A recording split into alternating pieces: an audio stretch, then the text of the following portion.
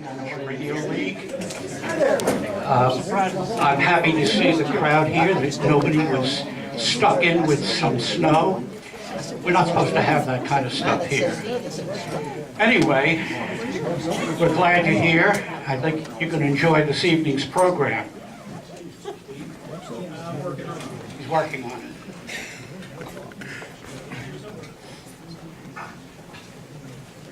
All righty, some housekeeping. Please silence communication devices. The exits are here, the front door and the double doors, out in the back. Are you a traffic cop, Quaker Oats? Coffee, water, and the fire extinguisher, which is not drinkable, are in the kitchen. Restrooms are at the entrance. Please be careful of the cords that Steve has strewn across the floor. All righty, we'd like to welcome any new members. Do we have any new members? Please stand up. Give us your name and call sign. All right, excellent. Sir? Manish, not yet have a call sign. Okay. Well, welcome. We can help you with that problem. KK4 Y Delta Zulu. After a while, you get to know it. It just rolls right along. My name is Mike. I was a new member last meeting, but I was very brand new. So I'm back this month, and I was unlicensed last time. Now I'm a general, so very nice. Good to you. Very nice. Hey, give your announcement. Oh, so I signed up with ARRL as well, and there's a nice trick is that if you're a new member of ARRL, then you get a free copy of the operator's guide, operator's manual, so it's a $50 value. I like free things, so sign up and get the book. And so I tried to use a coupon code through the checkout, and that didn't work, but I called them, and within 30 seconds, they had it on the way. So very great service. Thank you. What's your call? What's your call? KK4 YDQ. Because it tastes My name is good. Joe, my wife Ronnie, and KJ6FOP. And I did the same thing. I got the book, Small Spaces, because we're going to part of it. Welcome.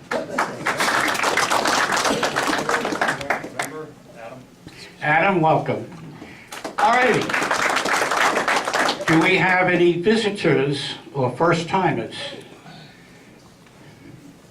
Jim, Wait a minute, ladies first. Ooh. KK4UBQ, name's Catherine, my husband Greg, KK4UBP. So we'll be joining Welcome. you soon. I'm Jim Alpha Delta 4 Juliet. I live in Norcross. Welcome from beautiful downtown Northwest. Anyone else? Yes. My name is Wendell, KE4CKA. Well, welcome, Wendell. We're glad to have you here. Young lady. My name is Leah, KK4JXX, and my husband Jason, and my friends Anna Maria and Charles. Welcome to all of you.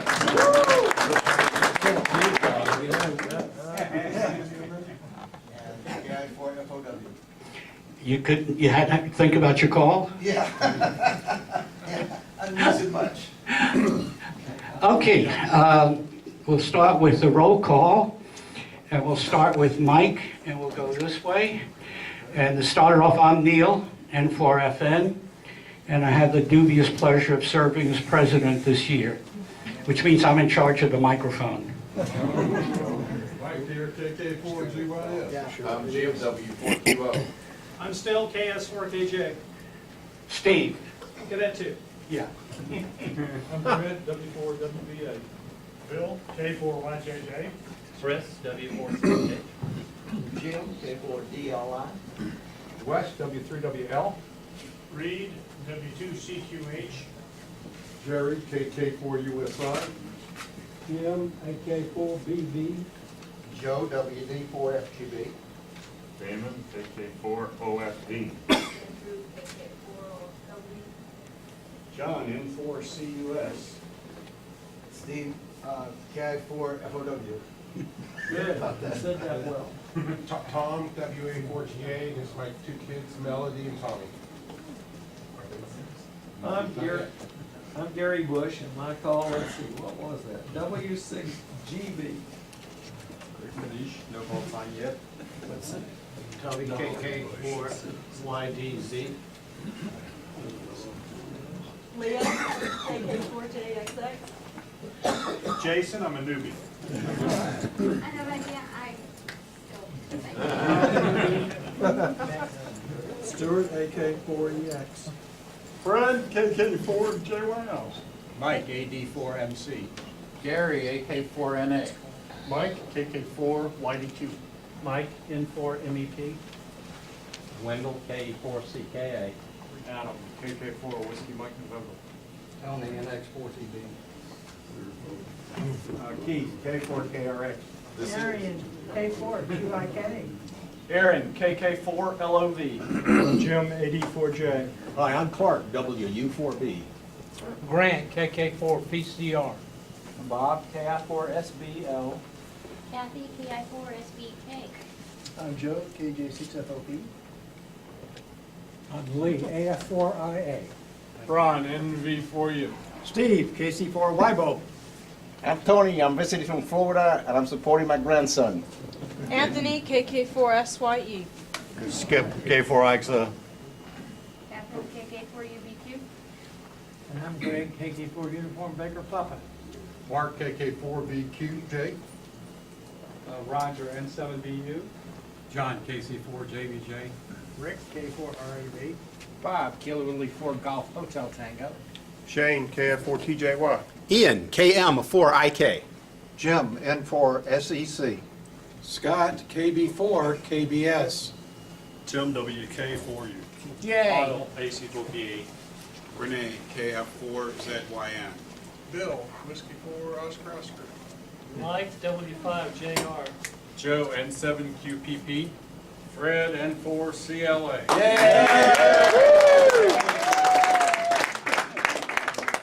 That's a tough act to follow. Brian, 9-0. Jim. Jim, W4JDS. Bill, K4YJI. Did you speak? No, I didn't. Well, John, K4SQC.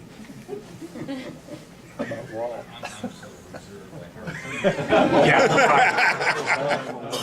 My name is Walter Warren, I'm KJ4HE, but before I quiet down, Steve Newman and Scott in the back, put your hand up, Scott. Steve, that's the guy you need to see. Okay? You've done it now, Scott. And,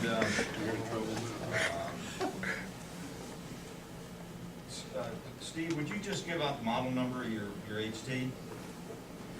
He's got an ICOM HT, and it's been a long time since he's used it. He doesn't know how to program it. If anybody has one like that, please. What is it? It's the model.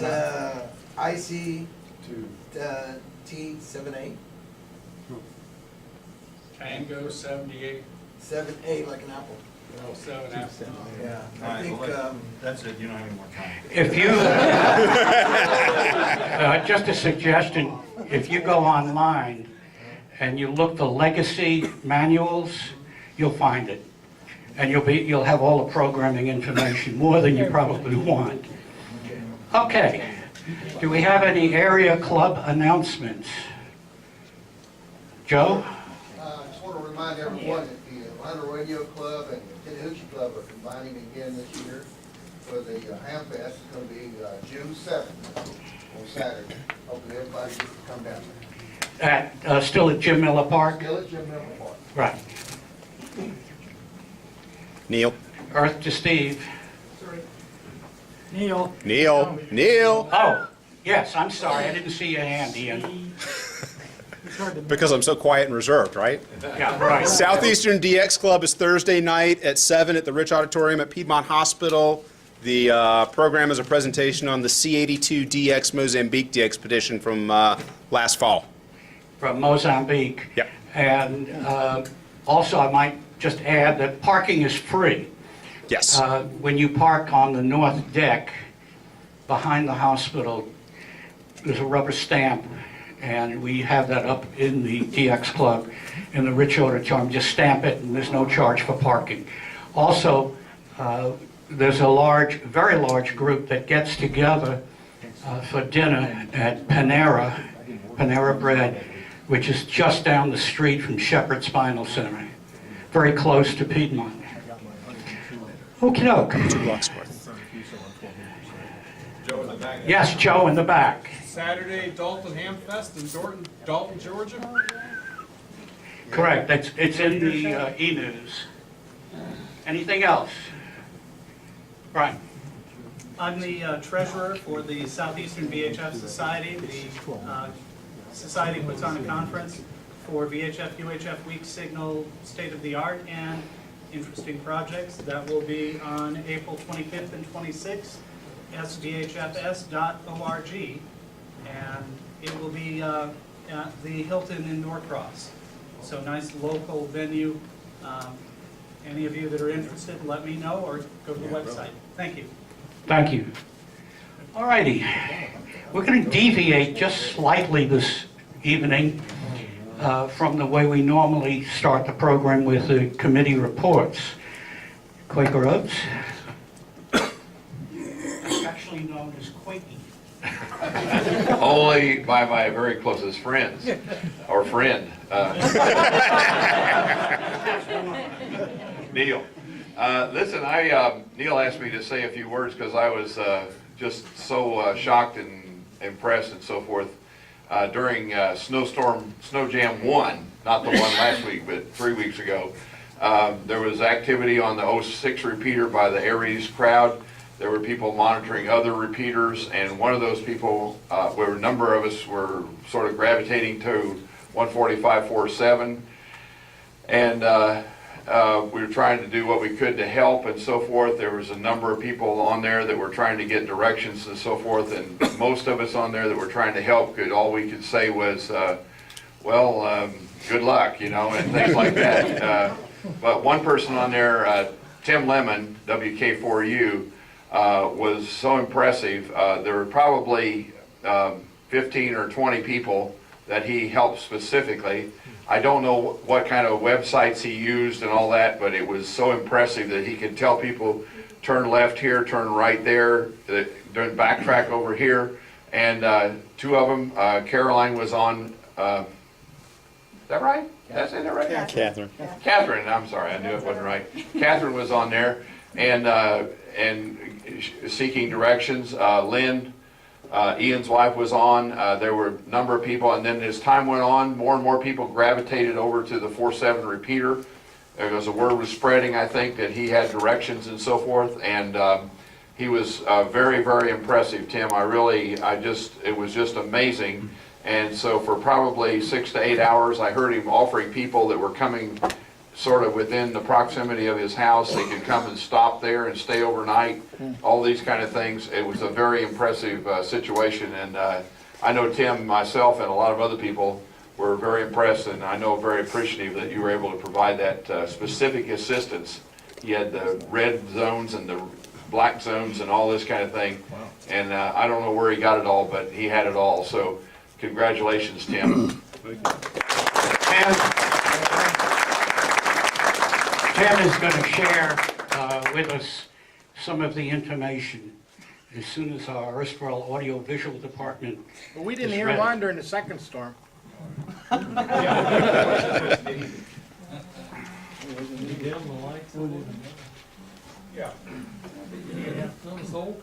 So let's go to Jordan 5. So good evening, thank you. Thanks very much, Jim. I got home just before the traffic got really bad and the roads got really bad. My wife and daughter, however, did not. And so while I was on the radio, I was getting a number of phone calls from them getting updates. And they ended up backtracking, going back to UPS in Sandy Springs, and that's where they spent the night because she works there. So I was at home all by myself and had nothing to do, so I just got on the radio, and the first thing I heard when I turned it on was Lynn Kahn, Ian's wife, saying, "I am at Shadow Lawn," and I'm thinking, I know where that is, and I know where she lives. I'm thinking, So I pulled up a website, And the whole genesis of all this started from her conversation on the radio. And then fast forward a couple weeks, they want me to just share with you what I did. And I'm thinking, well, they already know. I mean, it's just common knowledge. They said, no. Share with them what you were using so that they can learn. I said, okay, and that's why I'm up here to do. So there's 2 websites that I was using. The first one is, I can just go up there. Georgia Navigator, and by the way, this is live because we're on the web right now, thanks to Steve. You have red, green, and yellow, and obviously green is good, yellow is not so good, and red is bad. If it gets really, really, really slow, it turns to black, and you can see a little bit of black right in here, a little bit of black right in here, and a little bit there. But notice that we only have the major highways listed. Are we on 511? Yep. Yeah. So we only have the major highways. Now switch over to the other one. We're going to go to Google Maps. And you'll notice that Google Maps, once we get up there, has an awful lot more detail. And if you scroll on up to where our part of the world. How does Google Maps get all this data? Does anybody know? From Georgia Navigator. This is one way. When you drive around, the system determines how fast you're going, and it knows how fast the speed limit is, so it can tell if you're in a green or it'll paint whatever the traffic is. The other way is that they use more of the Georgia Navigator site right here, which we were just at. They have a lot of cameras all around the city, and those cameras actually have software that can determine how fast the traffic is moving. So what I was doing, if you can zoom in a little bit, Steve, over, I don't know where you just went. There's 120. That's 122. Okay, so she was down somewhere in this area right here. How's that? That's good enough. Anyway, she was over here, and she lives over here. And I was just thinking, well, what's the best way that she can go? And all I was doing, guys, was using Google Maps, this website right here, and occasionally going to the Georgia Navigator site and using the cameras to find out exactly what the best route would be for, a person says, I'm here and I want to go here. And I just look at where the green, well, there was no green that night. There was no green at all.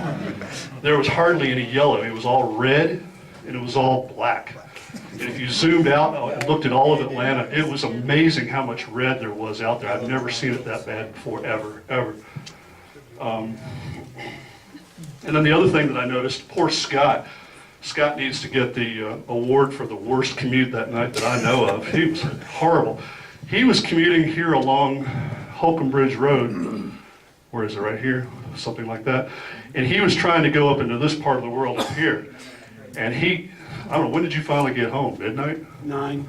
Oh, 9? 8 hours. That was early. Yeah, That's early. I felt bad until I started hearing other stories. So here's the last thing that I'll share, and then I'm done.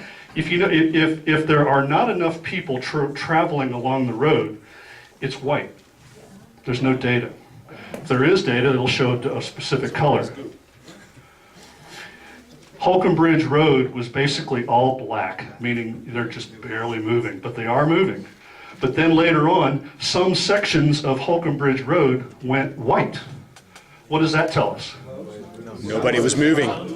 Traffic was stopped. But we knew that it was bumper to bumper traffic, but they were literally not moving. And the Google servers thought all those signals, they're people that are at home or they're at that store or whatever. And so they painted it white, but in fact it was absolutely not navigable at all. So that's all I did, guys. I was using Google Maps and a little bit of the Georgia Navigator website and going back and forth. You notice who you are. It's pulling up slopes for tomorrow afternoon. If you look at it carefully, if you zoom in, there's places that, like right here, there's probably a red light right there, and people having a hard time getting through. Same thing here, they're getting slowed down going across the bridge.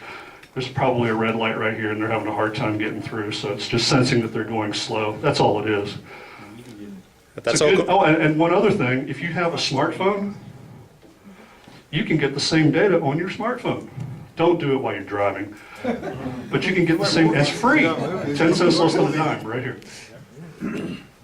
Any questions? That's it.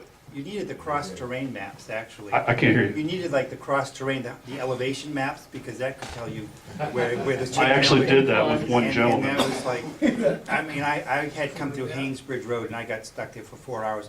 And luckily, I was like the last car that cleared up through there, but, and then I knew Holcomb Bridge was a mess, and it was like, I went back and forth, and from Holcomb Bridge, turned around and went all the way back to Duluth to get around there, but it was wherever there was a hill, it was stopped. And that's where those white gaps were, because they cut off the road, there's so many accidents, whatever, then police were making, past 9 o'clock, they were closing roads off all over the place. So that's what I was telling people, black is bad, but white is worse. At least that night it was. Any other questions? If you're new to Google Maps, you'll have to enable the traffic feed. It doesn't just show it to you by default. Yeah. On mine, it's up here on the right, but yeah, it does not come on by default. Or you can just type traffic in the Google search bar. Can And it will pop up. I didn't know that. Yes, sir. Google Maps just bought a company called Waze, W-A-Z-E. If you want to install that app, it's kind of a cartoonish version of this interface, and takes advantage of the interface work they did and the Google Maps data here. So Social network on wheels. also let you mark as a car is stalled on the road or accident or slow traffic or any other things that you see, police, whatever, and then relays that to other drivers. That data is already being fed into Google Maps now. Right. Right. Waze got purchased by Google, and that's how I got home that night. And I was able to get a trickle charge for a little while when gas stations were out of gasoline with my electric car. I was just gonna say, Tim, I was gonna say. stay up here. Would somebody put the lights up, please? We have someone else You know, who's made a Yeah, comment. I was just gonna thank Tim. I was, my wife and I were stuck downtown, but fortunately, we had a short commute, but even, your assistance was valuable, and even she, who normally, doesn't understand how I can spend hours talking to a stranger in Europe and can't have a conversation with her. Had a good word to say about amateur radio that night, so. Let me cut it off here. If you have to say anything to Tim, because I don't want to delay the program so that we run late.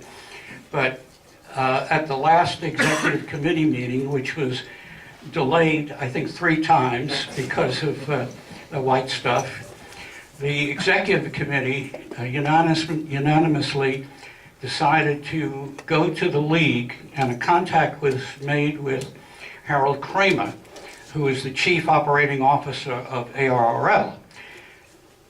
Anybody who's been a ham for a number of years, you wind up with certificates for this, certificates for that, and you wind up all kinds of certificates. However, there are very, very few public service commendations. And I'm very pleased to, on behalf of the league, present to Tim a commendation signed by Kay Craigie, who is the president for the 3rd time of the league, and Dan, and countersigned by Gene Clark for his work. Thank you.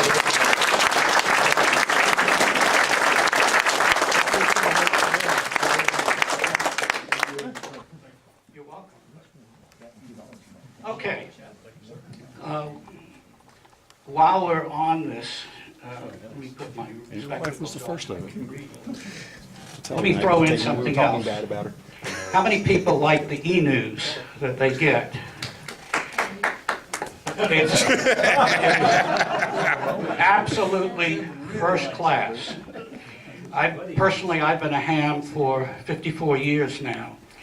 And in my opinion, the bulletin that we have is probably one of the finest I've ever seen. And it doesn't happen all by itself. So let me tell you about 3 people who are involved with preparing the e-news. Publisher Bill Reed sends out an email to contributors asking for their input. He sends out another email with a drop dead deadline saying, I gotta have it by this date. Copy starts coming in, and it goes to Jim Smith. Jim Smith is the editor and is a professional editor. And why do I say that? Because he was an editor at the Atlanta Journal. And I had no idea what he does until he sent me a markup of the President's Corner. And I am guilty, I admit, of writing the world's longest run-on sentence. It starts with the first word and it goes all the way through. Now, before I even send it in, my wife Nancy, who is an educator, goes through it. And then Jim goes through it a third time for the finished copy. There's a lot of work. And then it goes to Bill Cobb. Bill Cobb is the guy who's running around here with the camera, and he publishes it. So it takes 3 people to put together the newsletter. And I'd like those 3 gentlemen to stand up because they do an outstanding job.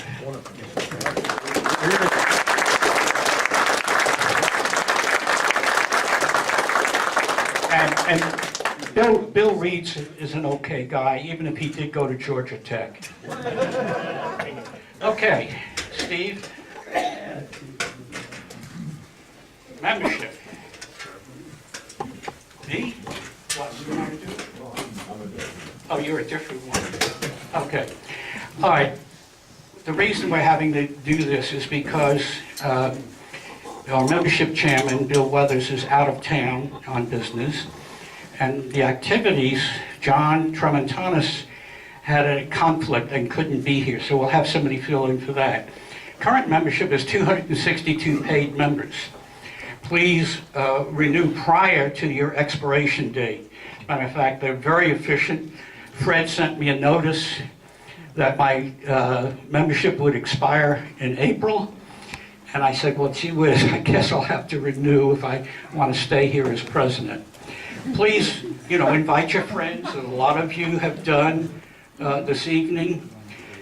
The ham cram was changed from April 19th to the 26th because it ran into a conflict with the Easter weekend, and there may have been a problem in getting a team together. So actually the cutoff date will be advanced. Yeah. And that happened after this slide was prepared. But Bill has updated everything on the website. Steve? Okay. Reminders. VE testing. Second Saturday, right here in the small room in front, Adult Activity Center. The ham cram, April 26th. Registration forms are now on the web, it's online. The special interest groups, or SIGs, antenna, satellite, CW, general exam, they're active. And for some of them, it may be a little too late to get in, but you can always check with the person who's working that SIG. And then field day is coming. Whether you like it or not, field day will be here. And it will be in June, but our field day chairman will talk more about that. And the GOTA station, for your new hams who may not know on our visitors what GOTA stands for, it's Get on the Air. And it introduces people to ham radio, and they have a lot of fun making contacts. Activities.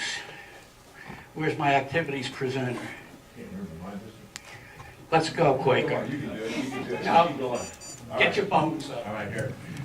John, yeah, that's right. I'm subbing for John. He couldn't make it. We've already had it mentioned, the Dalton Ham Fest this Saturday, okay? Very, very popular ham fest. Is growing into quite a really active and large ham fest. Here's what I'd like to do. How many people think they're going to go? Raise your hand, okay? All right. How many could probably take somebody if they were going to go? How much would they pay? For you, Gary, It's $28 for you to go so, with me. It's One way. That's what I'm charging for you, but others can ride free. Gary Bush. Not enough, okay, all right. All right, now we have also, so if you're looking to go and you saw some hands go up and so forth, you can nose around after the meeting. The Atlanta Science Festival Expo, March 29th. This is a big thing we're doing, I guess you'd say, driven somewhat by our activity at Mill Springs Academy. We have classes going on over there. Believe it or not, they have a class in ham radio for this semester. And we have, Mike is Mr. Monday. Raise your hand, Mike. He's Mr. Monday, and I'm Mr. Wednesday. I teach CW over there. Fridays, we've got several people we're assigning as the days go on and so forth. But Mike, you want to say anything about that? But it's headed toward, we're also headed toward the Atlanta Science Festival Expo on March the 29th. Georgia QSO party coming up on April 12th and 13th, and we're going to, none of this Mr. Nice Guy anymore, we're going to go back and take the gavel again, okay? So put that on your calendar. We typically, remember ham radio is a contact sport, and we typically get about 30 to 40 of our members making some contacts in the Georgia QSO party. That's why we typically win the gavel, because we got a lot of people making contacts, and it all adds up. We need everybody. Thank you, Jim. Field day, Dr. John. Well, I was going to say, for those of you who are having trouble with your call, you can get it put on your hat in great big letters, and kind of building towards the future, you can put your name on it at the same time, so there's a little help there. When is field day? This is Scott's question from last year. When is it?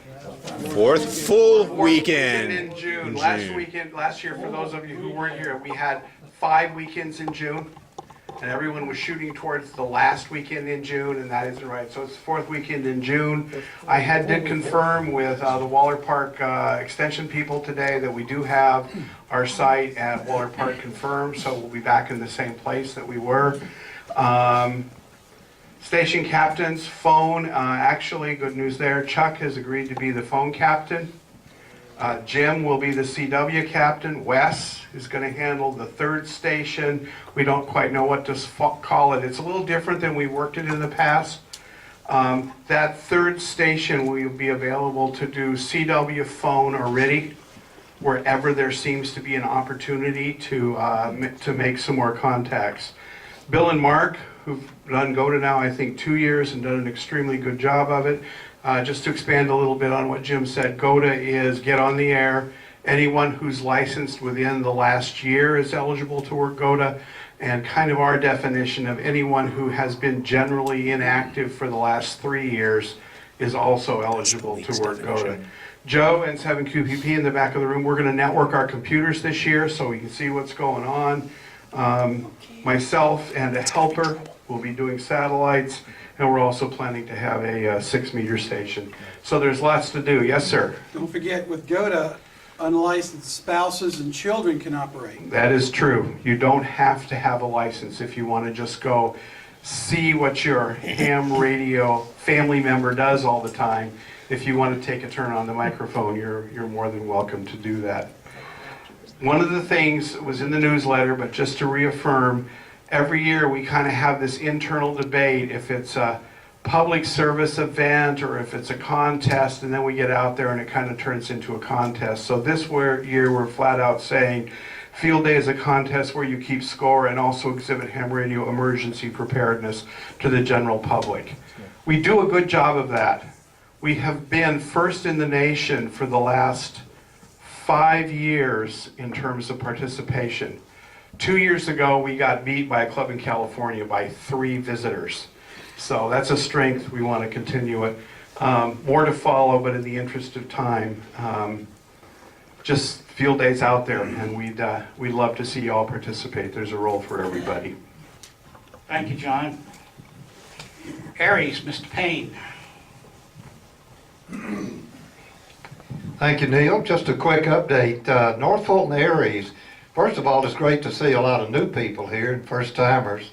Amateur Radio Emergency Services, I'm our club's liaison to the Aries group in North Fulton County, and we have meetings the prior Tuesday to this meeting at Brandon Hall School, and we're the group that is kind of in standby mode all the time to help our public safety agencies here in North Fulton County. We meet at Brandon Hall School at 7, and they do furnish dinner with a RSVP, and that starts about 5:30. We also have a weekly net Sunday nights at 8:30 on the Roswell Water Tower repeater, which is 14706, and it's 100 PL tone. And we welcome anybody to check into the net. You don't have to be an Aries member. In fact, I encourage you to do so and get to know a little about what we do and also some of our other members. And to come to our meetings, you don't have to be a Aries member either, but we would encourage you to maybe, if you're interested, follow up and do that. One additional announcement, our congratulations to Tom Koch, W4UOC. Tom, back in January 28th, is the state meeting of Aries in Forsyth, Georgia, at the Georgia Patrol Center. It's a day-long meeting, and from all over the state, the emergency coordinators and others come together for a state meeting, and Tom Koch, our North Fulton Emergency Coordinator, EC, was chosen the Ham of the Year.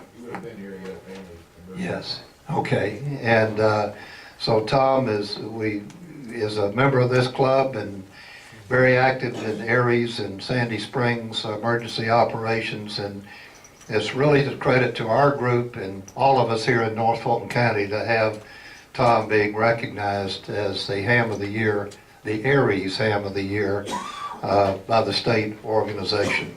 So if you have any questions about Aries, as many of us here that are Aries members, check with me after the meeting and I'll be glad to fill you in on any additional information you might need. Thank you very much. Thank you. Thank you, Jim. You want me to do that? Yes, that's your job. My name is Walter Warren, I'm sorry to hear that. and I've done this before.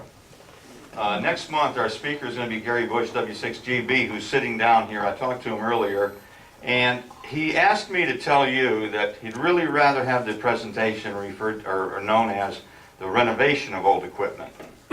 And in some obtuse definition that only a former professor at the at Georgia State University could do. He's from Georgia Tech. What do you expect? He tried to explain to me what the difference was between renovation and restoration. So, but it'll be interesting. It'll be fun to learn. He's spoken to the club before, and if you've never been here before for one of his presentations, it's really a good time.